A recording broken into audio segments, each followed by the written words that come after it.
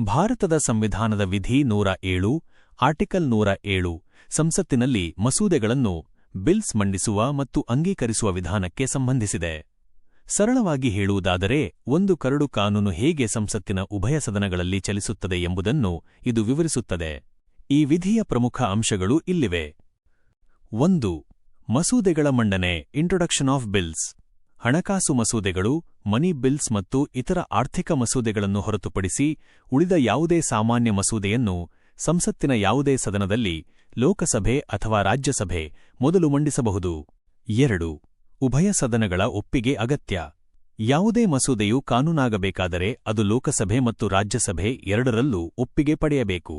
ತಿದ್ದುಪಡಿಗಳಿದ್ದರೆ ಆ ತಿದ್ದುಪಡಿಗಳಿಗೂ ಎರಡೂ ಸದನಗಳು ಸಹಮತ ಸೂಚಿಸಬೇಕು. 3. ಸದನ ಮುಂದೂಡಿಕೆಯಾದಾಗ ಮಸೂದೆಯ ಸ್ಥಿತಿ ಲ್ಯಾಪ್ಸಿಂಗ್ ಆಫ್ ಬಿಲ್ಸ್. ಸದನದ ಕಲಾಪಗಳು ಮುಂದೂಡಲ್ಪಟ್ಟರೆ, ಅಡ್ಜರ್ನ್ಮೆಂಟ್ ಅಥವಾ ಅಧಿವೇಶನ ಮುಕ್ತಾಯಗೊಂಡರೆ, ಪ್ರೋರೋಗೇಷನ್, ಆ ಸದನದಲ್ಲಿ ಬಾಕಿಯಿರುವ ಮಸೂದೆಗಳು ರದ್ದಾಗುವುದಿಲ್ಲ. 4. ಮಸೂದೆಗಳು ರದ್ದಾಗುವ ಲ್ಯಾಪ್ಸ್ ಸಂದರ್ಭಗಳು.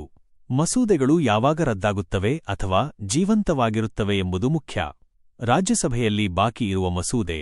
ಒಂದು ಮಸೂದೆ ರಾಜ್ಯಸಭೆಯಲ್ಲಿ ಮಂಡನೆಯಾಗಿ ಇನ್ನೂ ಲೋಕಸಭೆಗೆ ಹೋಗದಿದ್ದರೆ, ಲೋಕಸಭೆ ವಿಸರ್ಜನೆಯಾದರೂ ಆ ಮಸೂದೆ ರದ್ದಾಗುವುದಿಲ್ಲ.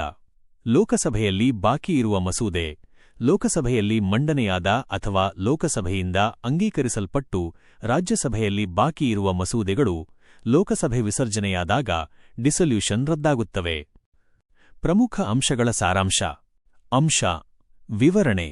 ಮಂಡನೆ ಯಾವುದೇ ಸದನದಲ್ಲಿ ಆರಂಭಿಸಬಹುದು, ಹಣಕಾಸು ಮಸೂದೆ ಹೊರತುಪಡಿಸಿ. ಅಂಗೀಕಾರ: ಎರಡೂ ಸದನಗಳ ಒಪ್ಪಿಗೆ ಕಡ್ಡಾಯ. ಲೋಕಸಭೆ ವಿಸರ್ಜನೆ: ಲೋಕಸಭೆಯಲ್ಲಿದ್ದ ಮಸೂದೆಗಳು ರದ್ದಾಗುತ್ತವೆ, ಆದರೆ ರಾಜ್ಯಸಭೆಯಲ್ಲಿ ಮಾತ್ರ ಇರುವವು ರದ್ದಾಗುವುದಿಲ್ಲ. ಗಮನಿಸಿ, ವಿಧಿ 107 ಸಾಮಾನ್ಯ ಮಸೂದೆಗಳಿಗೆ ಅನ್ವಯಿಸುತ್ತದೆ. ಹಣಕಾಸು ಮಸೂದೆಗಳಿಗೆ ವಿಧಿ 109 ಮತ್ತು 117 ರ ಅಡಿಯಲ್ಲಿ ವಿಶೇಷ ನಿಯಮಗಳಿವೆ. ಈ ಮಾಹಿತಿಯು ನಿಮಗೆ ಸ್ಪಷ್ಟ